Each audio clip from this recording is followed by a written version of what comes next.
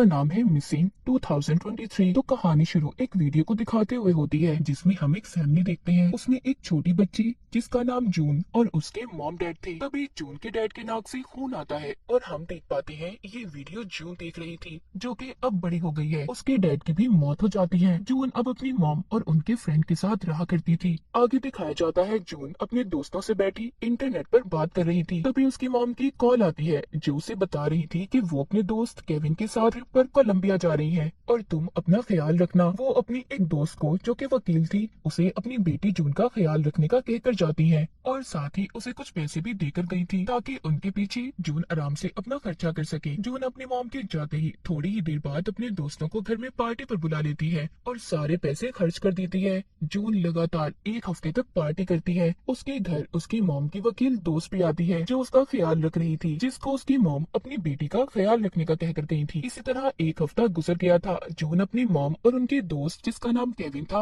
उन्हें एयरपोर्ट पर लेने जाती है, मगर काफी ज्यादा इंतजार करने के बाद जब केविन और उसकी मॉम नहीं आती तो जून अब थोड़ा डरने लगी थी। वो घर आकर अपनी मॉम और केविन को कॉल भी करती है मगर कोई भी फोन नहीं उठाता। अब जून कोलंबिया के उस होटल से राब्ता करती है जहाँ पर उसकी मॉम और केविन रुके थे, जहाँ से उसे ये पता चला था कि वो अपना सामान लिए बगैर ही वहाँ से चले गए। अब जून होटल वालों को ये मैसेज करती है कि आप प्लीज होटल के बाहर लगे कैमरास को देख सकते हैं, जिस बात पर होटल वाले उसे जवाब देते हैं कि इसके लिए आपको यहाँ पर आना होगा और वो भी 48 घंटों के अंदर अंदर। घबराई हुई जून ये सारी बातें अपनी मॉम की वकील दोस्त को बताती है, जिसके बाद वो कोलंबिया की एम्बेसी में जून की मॉम की लापता होने की रिपोर्ट लिखवाती है। जिसके कुछ दिन बाद जून को कोलंबिया की पुलिस इंस्पेक्टर की कॉल आई थी जो पूछते हैं तुम्हारी मॉम ने क्या तुम्हें कहीं और जाने का बताया था। पर जून को ऐसा कुछ भी उसकी मॉम ने नहीं बताया था और न ही वो इस बारे में कुछ जानती थी। जून अब इंटरनेट से ही कोलंबिया की टूरिस्ट की वीडियो देखती है। जो लोग ट्रिप पर गए थे उनकी वीडियोस को देखती है। वो सोचती है कि शायद इसे इसकी मॉम का कुछ पता चल जाए, मगर उसे वहाँ से भी कुछ नहीं पता चलता। वो समझ गई थी कि इस मामले में पुलिस उसकी कोई मदद नहीं कर सकती, इसीलिए अब वो खुद ही इस केस के बारे में छानबीन करने का सोचती है। सबसे पहला काम वो कोलंबिया के एक खुफिया एजेंट को $8 में खरीद लेती है। पहले तो वो एजेंट उसका काम करने से मना कर देता है, पर जब वो उसे उसके बेटे की याद दिलवाती है जो कभी किसी बात को मना नहीं करता था तो वो एजेंट मान गया था। अब जून उससे कहती है कि तुम्हें उस होटल में जाकर वहाँ की रिकॉर्डिंग वीडियोस को लाना होगा जिस होटल में इसकी मॉम रुकी थी। वो एजेंट कहता है कि तुम अपनी मॉम और केविन के जीमेल अकाउंट को क्यों नहीं चेक करती, क्या पता तुम्हें वहाँ से कुछ इन्फॉर्मेशन मिल जाए। अब जून जब अपनी मॉम के जीमेल को खोलती है तो वो नहीं खुल रही थी और केविन की भी जीमेल उससे नहीं खुलती। तभी जून के घर उसकी दोस्त आती है। ये दोनों मिलकर किसी तरह केविन की जीमेल आईडी को खोल लेती है, जिसमें इन्हें पहली तस्वीर एक लड़के की मिली थी और जब ये थोड़ा और चेक करती है तो केविन ने अपनी आईडी में बहुत सी लड़कियों को ब्लॉक किया हुआ था, यानी कि वो उससे दोबारा कोई राब्ता न कर सके। और अजीब बात ये थी कि सभी लड़कियां उससे पैसे मांग रही थी। जून लड़कियों के मैसेज देखकर समझ गई थी कि केविन एक धोखेबाज आदमी है और हो सकता है उसकी मॉम को भी इसी ने किडनैप यानी अगवा किया हो। जिसके बाद खुफिया एजेंट भी दोबारा से जून से राब्ता करता है जो उसे बताता है कि उसे होटल से कोई वीडियो नहीं मिली, पर हाँ पता चला है तुम्हारी मॉम और केविन 19 तारीख को चले गए थे। जिसके बाद जून अब ये सारी बातें कोलंबिया की पुलिस को बताती है और उसे ये सारी इंफॉर्मेशन जानकारी का इस्तेमाल करने का कहती है। तो पुलिस इंस्पेक्टर उसे केविन के बारे में बताते हैं कि वो 2 साल पहले जेल से आया था और साथ ही वो केविन की जीमेल भी उन्हें देने वाली थी, पर रुक जाती है क्योंकि इस काम से जून को भी जेल हो सकती थी। ये काम इलीगल था, यानी कि जैसे आपको पता है किसी के अकाउंट को हैक करना और उसका गलत इस्तेमाल या फिर किसी की इजाजत के बगैर उसकी सोशल मीडिया का इस्तेमाल करना ये साइबर क्राइम है जिससे आपको जेल भी हो सकती है। तो इसीलिए जून ने भी ऐसा नहीं किया था,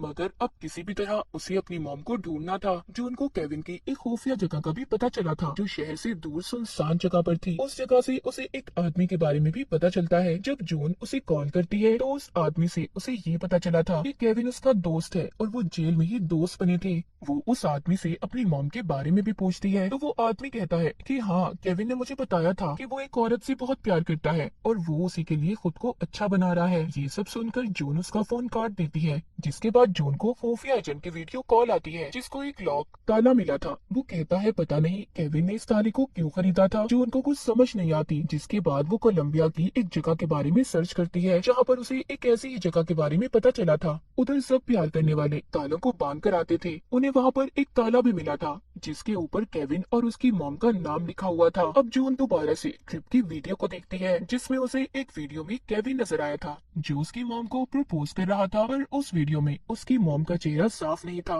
वीडियो में दोनों बहुत खुश थे, पर जब वो रोड से गुजर रहे थे तो एक गाड़ी से कुछ गुंडे निकलते हैं जो उसकी मॉम और केविन को उठाकर गाड़ी में बिठाकर ले जाते हैं। ये सब देखकर जून बहुत डर गई थी। तभी उसके खुफिया एजेंट की भी कॉल आती है। वो अब इन सब के बारे में उसे बताती है। जून बहुत रो रही थी। वो कहती है, मैं अपने डैड को पहले ही खो चुकी हूँ, पर अब मैं अपनी मॉम को नहीं खोना चाहती। वो एजेंट कहता है, मैंने भी एक एक्सीडेंट में अपनी बीवी को खो दिया था, जिसका मुझे आज तक अफसोस है, और तुम्हें मैं अपनी बेटी मानता हूँ। तुम फिक्र नहीं करो, तुम्हारी मॉम को कुछ नहीं होगा, हम उन्हें ढूंढ लेंगे। अब जून वीडियोस को दोबारा देखती है। जब वो गौर करती है तो केविन ने अपनी आईडी पर जिन तस्वीरों को पोस्ट किया था उन सब में उसकी मॉम का चेहरा साफ नहीं था। गौर से देखने पर पता चलता है कि केविन तो उसकी मॉम के साथ ट्रिप पर गया ही नहीं था, यानी कि तस्वीरों में दिखने वाली औरत उसकी मॉम नहीं थी। वो तो उसके साथ गया था जिसकी तस्वीर जून ने केविन की मेल पर देखी थी। अब पुलिस को भी ये बात पता चल गई थी कि जून की मॉम घर और एयरपोर्ट के दरमियान से गायब हुई है, और वो अगवा करने की वीडियो भी शायद नकली है। पुलिस उस लड़की तक पहुंच गई थी जिसकी वीडियो केविन के साथ थी। पुलिस ने उसे प्लेन से गिरफ्तार किया था, मगर जब वो अपना बयान देती है, जिसे पुलिस भी सुनकर हैरान हो गई थी, वो लड़की कहती है कि मैं एक एक्ट्रेस हूँ। मुझे केविन नाम के आदमी ने कहा था कि वो एक शो बना रहा है जिसमें मुझे सिर्फ अपने लाइफस्टाइल को दिखाना है। वो ये भी बताती है कि जब केविन ने मुझे उस किडनैपिंग वाले सीन के बारे में बताया तो मुझे ये बातें बहुत अजीब लगी थी, जिसके बाद मैं वहाँ से आ गई। उस एक्ट्रेस की बातों से पुलिस को भी पता चल गया था कि उसकी सारी बातें सच हैं। अब यहाँ पर कहानी का रुख बदलने वाला था। पुलिस वाले जून को बताते हैं कि तुम्हारी मॉम एक अजीब खातून है, उन्होंने कुछ वक्त पहले अपनी आईडी को कोर्ट से बदलवा लिया था, और अब उनका नया नाम क्या है, वो कहाँ पर है, कोई भी नहीं जानता। सब बातें सुनकर जून भी अब परेशान हो गई थी। वो एक बार फिर केविन के अकाउंट को चेक करती है, जहाँ पर उसे एक मैसेज एप्लीकेशन के बारे में पता चला था। वहाँ पर उसे केविन का मैसेज मिला था जिसमें वो कह रहा था कि जून की मॉम को शायद सब कुछ पता चल गया है। अब जिस नंबर पर केविन ने मैसेज भेजा था,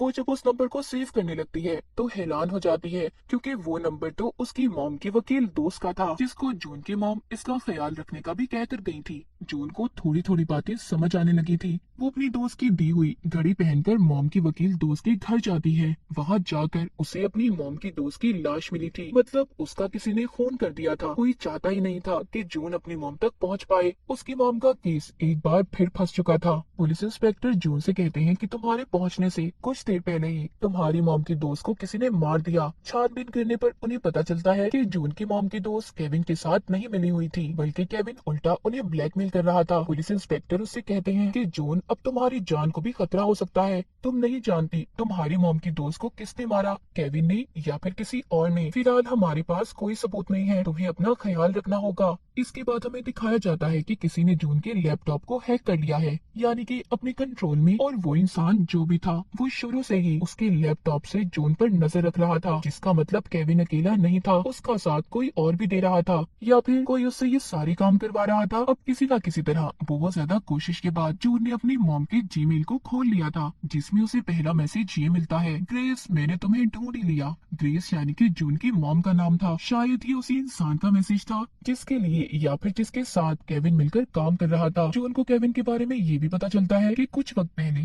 उसने उस आदमी के घर में कैमरास को भी लगवाया था जिसके लिए वो काम कर रहा था। जून अब उन कैमरा को हैक कर लेती है, जिससे उसे पता चलता है कि ये तो उसी का घर था जिसमें वो बचपन में रहा करती थी, वही घर जो हमने कहानी के शुरू में वीडियो में देखा था। उधर केविन भी पुलिस से लड़ाई में मारा जाता है। जून अब सोचती है कि जब केविन भी मारा गया तो आखिर ये इंसान कौन है जो हमारे बारे में इतनी इन्फॉर्मेशन रखता है और हमारे पीछे पड़ा हुआ है। तभी उसे उसी आदमी की कॉल आती है जिसने पहले इसे केविन के बारे में बताया था, जो कोई और नहीं बल्कि इसके डैडी थे, जिनको हमने कहानी के शुरू में नाक से खून निकलते मरते हुए देखा था। मगर जून के डैड मरे नहीं थे, और जो घर उस सुनसान जगह के बारे में जून को पता चला था वो इसी के बचपन का घर था। सब जानने के बाद जून अपने डैड को घर पर मिलने बुलाती है। वो समझ ही नहीं पा रही थी कि वो खुश हो या फिर दुखी। अब जब उसके डैड आते हैं तो वो अपने डैड से पूछती है कि आप इतने सालों से कहाँ पर थे, जिस पर वो उसे बताते हैं कि तुम्हारी मॉम ने मुझे 12 सालों के लिए जेल में भिजवा दिया था। ये सब बातें सुनकर जून को कुछ अजीब लग रहा था। तभी उसके डैड उसे पकड़कर उसके बचपन वाले घर में ले आते हैं और उसे वहाँ पर बांध देते हैं, जहाँ पर जून की मॉम को भी उन्होंने कैद किया हुआ था। यानी कि अब तक जो कुछ भी हो रहा था सब कुछ जून के डैड करवा रहे थे। यहाँ पर हमें एक और हैरान कर देने वाली बात पता चलती है। जून के डैड एक बहुत ही गलत इंसान और बहुत बुरे हस्बैंड थे।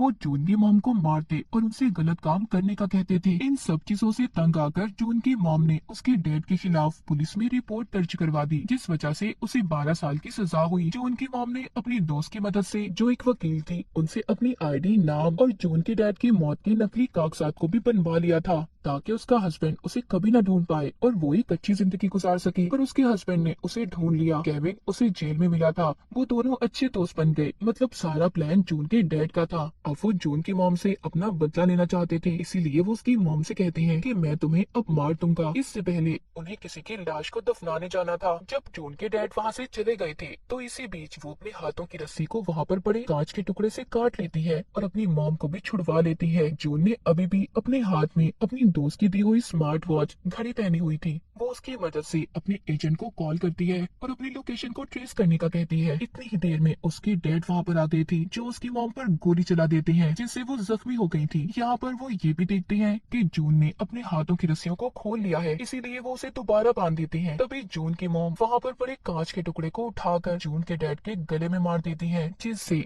अब उनकी मौत हो गई थी। पर जून की मॉम की हालत बहुत खराब थी। तभी उसकी नजर वहाँ पर लगी हुई स्क्रीन पर पड़ती है, जो उसकी लैपटॉप की स्क्रीन से कनेक्ट जुड़ी हुई थी और लैपटॉप के पास जून का मोबाइल पड़ा था। अब वो स्क्रीन की मदद से अपने फोन को वॉइस मैसेज के जरिए चलाती है और उसको हेल्पलाइन पर कॉल करने का कहती है, जिसके बाद पुलिस ने भी वहाँ पर पहुंचकर उसे और उसकी मॉम को बचा लिया था। जून ने सब्र और समझदारी और इंटरनेट, सोशल मीडिया की दुनिया का सही से इस्तेमाल करके खुद और अपनी मॉम को बचा लिया था। अब हमें कुछ वक्त बाद का सीन दिखाया जाता है। जून की मॉम, जो कि अब बिल्कुल ठीक हो गई थी, उसकी अब अपनी मॉम से अच्छी बनने लगी थी। जून समझ जाती है कि उसकी मॉम ने उसके लिए क्या कुछ किया और इसी के साथ ये कहानी यहीं पर खत्म हो जाती है।